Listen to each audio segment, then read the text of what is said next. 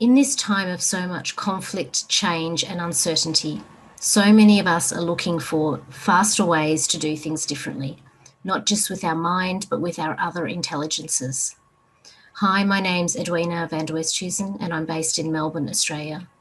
And I'm a systemic constellations facilitator and trainer. And today I have a special guest with me, Gabriela Asmar, who joins us from Rio de Janeiro. And she's going to share with us a pioneer movement that's happening in the courts in Brazil. So welcome, Gabriela. Hi, my name is Gabriela Asmar. I'm a lawyer, a mediator, a constellator, and an ombudsman. And I use constellation and mediation in everything I do. How many states in Brazil now are using constellations in court proceedings that you know of? The last information I have, which was from about a year ago, there was constellation in 19 Brazilian states, state courts. The first constellation in court, as far as I know, was in 2010. So it's been 11 years. But the last year doesn't count, so count 10. I guess the biggest question that most people are going to ask is, what is systemic constellations? We can understand systemic constellations in different ways.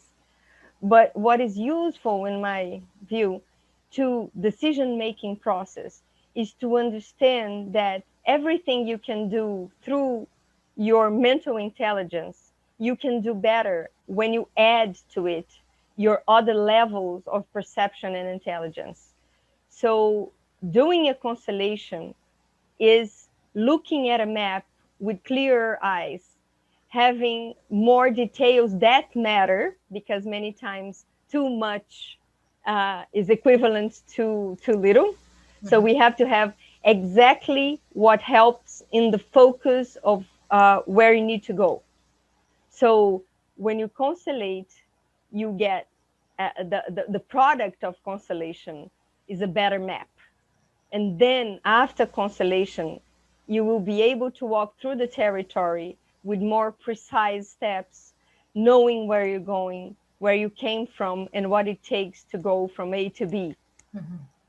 It's like downloading from the cloud and feeling something that is pure energy, and it's just there, and it's physical, and it's scientifically explainable. For me, the reference for me is Rupert Sheldrake, who is a biologist, and he was just trying to explain how behavior passes through generations without any direct connection to matter. So what areas in the legal arena would you say that constellations could be used? So first option, to constellate prior to going to court. Right. To try to build peace so that you don't have to go to court. Mm-hmm. Preventive. Second, you're already in court and the judge invites people to try constellation if they are willing to, and after constellation, go to mediation. Mm-hmm. And that's where we have very good results recorded, because 100% of people who had their case constellated and then went to mediation closed the deal. Right.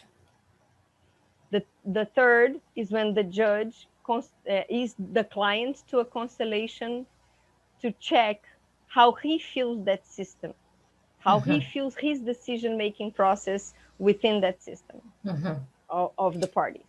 Another area where it's very interesting is when you have family business. Oh, yes. Conflict within family businesses. That was exactly where I decided to bring constellation into my mediation practice. When I was doing a mediation between brothers that were owners in a company that their father had founded, and they didn't agree in anything. And it was so obvious that if they didn't settle, they would go bankrupt. Right. And still we went from a very distant possibility to one step of the agreement, and they didn't close. And it was rational to close. Everything was very clear. And then I asked myself, what didn't I see? What didn't I help them see? And I remembered constellation, and that's when I started to search for a constellation training, and it made a huge difference. Because I guess, like you said, it was rational to close, but emotionally there was something that was holding that last step back. It was totally unconscious to them. Yes. So they couldn't, you cannot decide upon something that you don't even see. So at the mental level, it's very, very limited. Mm-hmm. As Carl Jung used to say, our consciousness is one cork floating on an ocean of the unconsciousness. So everything that guides us, it's so much more unconscious than we are conscious about. And when we constellate, we just bring just enough of the unconscious so that we can make a conscious decision. Yeah. It's so easy after we understand. Yeah. There is a fifth option too, which is, how do you say that? Archetypical. Yeah. Yeah. Constellation. Father figure, the child, and blah, blah, blah. In the Brazilian courts, as far as I know, they're only using it so far for family litigation. So is that like custody? Is that what you mean? Custody of children? Divorce, alimony, anything. Mm-hmm. So family related. Mm-hmm. But it can be used for any relationship. It can be used for a neighbor's relationship. It can be used for bankruptcy, when you have to connect all the creditors, which is very hard to match, because normally the ones that are more powerful don't want to give a place for the smaller ones to belong, and so on, until they discover that if they are not all included, there will be nothing for them as well. Mm-hmm. So everything can be constellated. Many times a party wants to constellate the decision to let go. So once I did a constellation that was very beautiful, and this woman had been fighting with her own brothers and sisters for a number of years, and the legal proceeding was still ongoing, and there was this point that she reached, that she was looking at all of that and saying, it's not worth it. Mm-hmm. Can I let it go? Is it okay to let it go? Or this would be a dishonor to my parents? Because of course she believed that she was carrying the burden to represent the will of her parents. Mm-hmm. And the others, of course, were not. Right.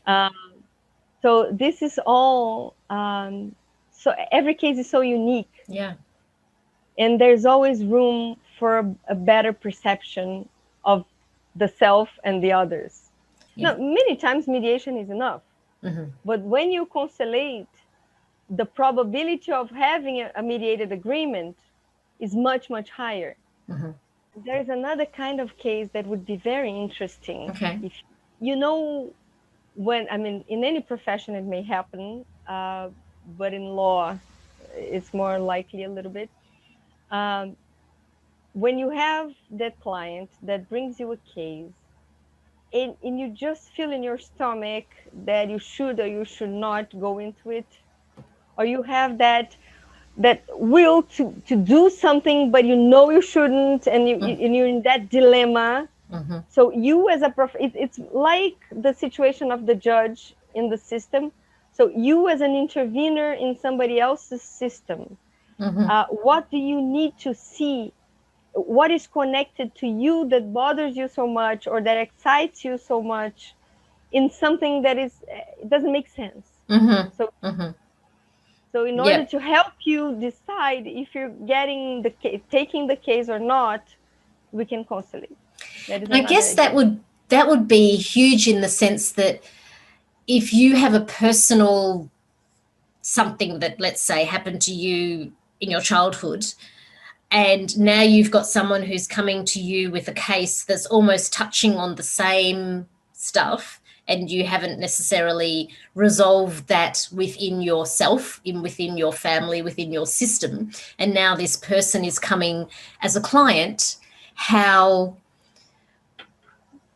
partial, I guess, can you be when it's really touching on something that feels quite personal?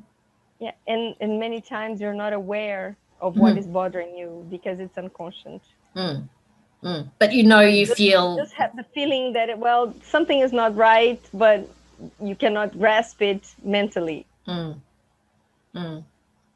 we can, once we are in connection to someone, and we are not blinded by our judgments, I think that's the key. Blinded by the mind and the judgments in the mind. Exactly. There's a sentence from Albert Einstein that I love, and I use for many things in life. He used to say, what bothers me, what blocks me, is everything that I know. The more we know, the less we ask questions. And the less we ask questions, the less we learn. And the same thing happens when we connect to our perception.